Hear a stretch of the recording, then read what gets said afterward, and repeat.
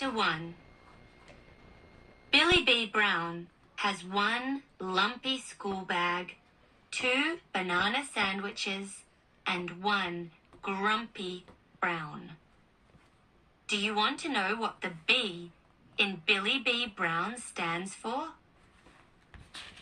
Bully. There is a big bully at Billie's school. His name is Jason. He is in grade 5. Yesterday, Billie and Jack were playing on the oval with Billie's new soccer ball. Jason walked past and kicked the soccer ball up into the peppercorn tree. "Hey, that's my soccer ball," Billie said. "So?" said Jason meanly. Then he poked Billie in the shoulder. "If you tell on me, there'll be big trouble. Okay?" Billie bit her lip and nodded her head. She had never been this close to Jason before. He was scary.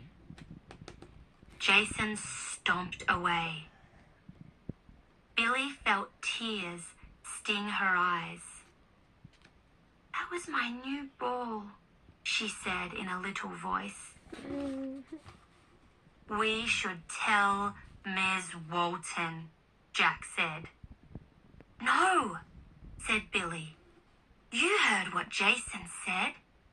If he finds out we've told on him, there will be big trouble." So the ball stayed in the tree, and Billie and Jack walked glumly back to class. Today, Billie is prepared. She and Jack have decided they are not going to play on the oval anymore. Billie doesn't want to bump into that horrible Jason again. Billie and Jack's first class is art. Billie loves art.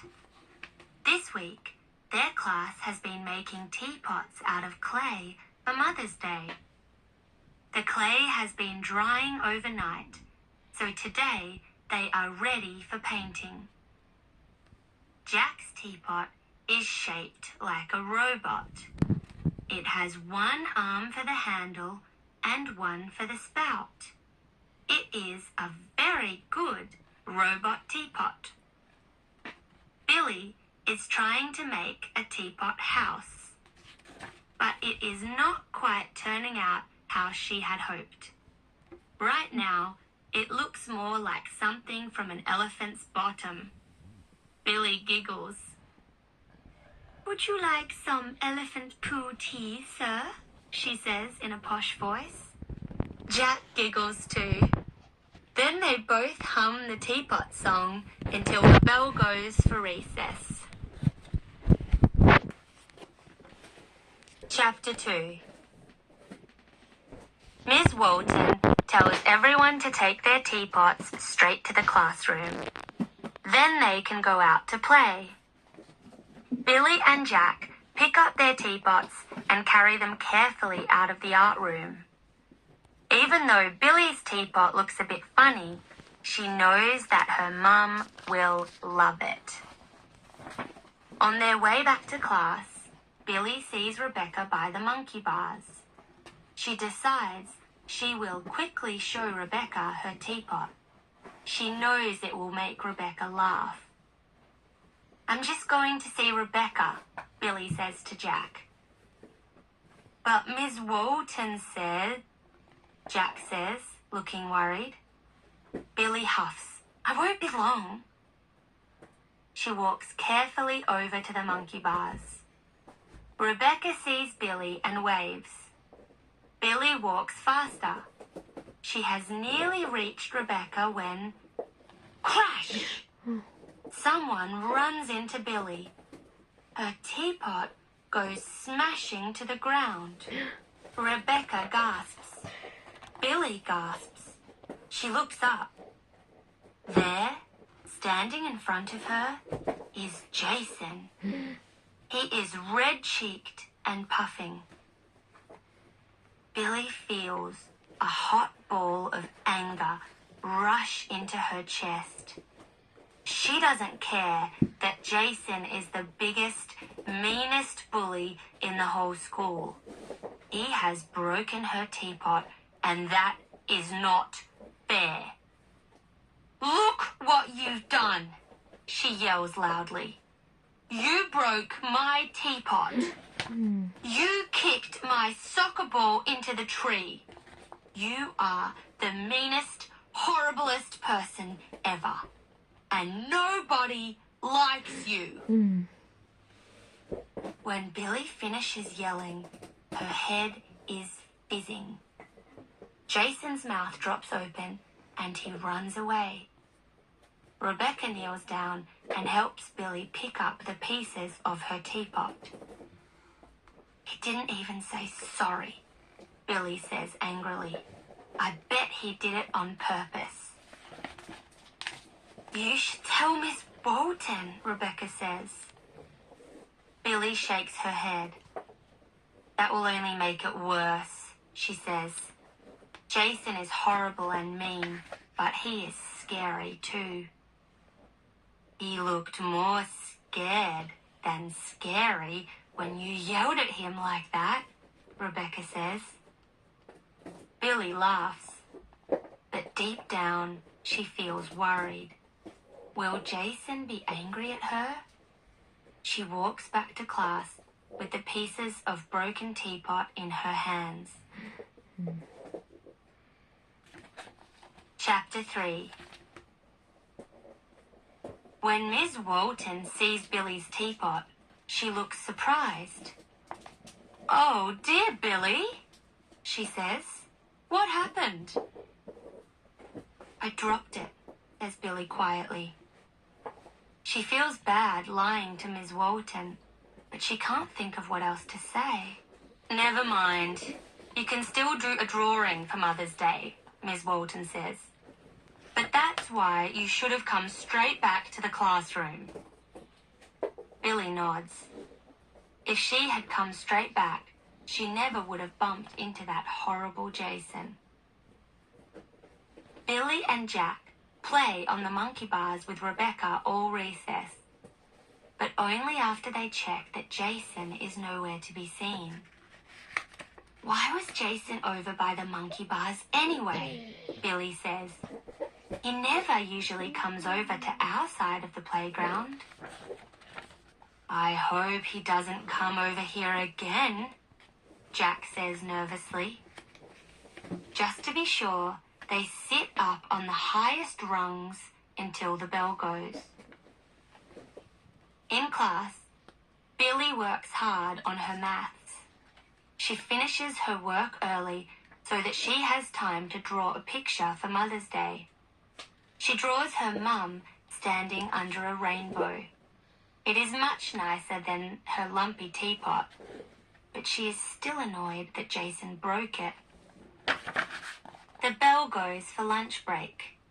Jack packs up quickly. Billy is still finishing her drawing. "Meet you at the monkey bars?" Jack says. Billy nods. She finishes her drawing as everyone goes outside to play. She rolls it up and carries it out to her bag in the corridor. Billy unzips her bag and puts the drawing in. Just then, she hears footsteps. She spins around. Someone is standing right in front of her. You know who it is, don't you? That's right. It's Jason. Billy's heart begins to jump around in her chest like a frightened rabbit. Chapter 4. "Well, what do you want?" Billy says, trying to sound brave. She wishes she hadn't shouted at Jason. She is sure she is in trouble. Jason frowns. "Hey, Pipsqueak, got something for you," he says in a gruff voice. Then he brings Billy's soccer ball out from behind his back.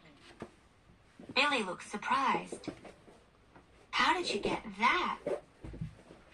Jason shrugs. I came to the school last night with my dad. We got it down with a broomstick. He grins. Lucky he's tall. Oh, Billy says. Is Jason being nice to her? The big mean bully? Thank you, she says shyly. I was coming over to tell you I had it at recess, Jason says. When I bumped into you and you dropped your... What was that thing again? A teapot, says Billy, feeling annoyed. Jason kicks at the floor. Anyway, it's true what you said, that nobody likes me. Really? Billy asks. She can't imagine what it must feel like to have no friends. It must be very lonely. Jason looks down at his grubby fingers. I'm no good at games. I get angry and then I mess everything up. Now no one wants to play with me. So, says Billy, I get angry sometimes too. Jason grins. I know you do. But I still have friends, says Billy. If you mess up, you just have to say sorry. Jason goes quiet for a while. Then he gets a funny look on his face. A little bit like he has something sticky and chewy in his mouth. Sorry about your soccer ball, he says quietly. And your teapot. Billy feels the hot, angry ball inside her chest soften. That's all right, she says. It wasn't a very good teapot anyway.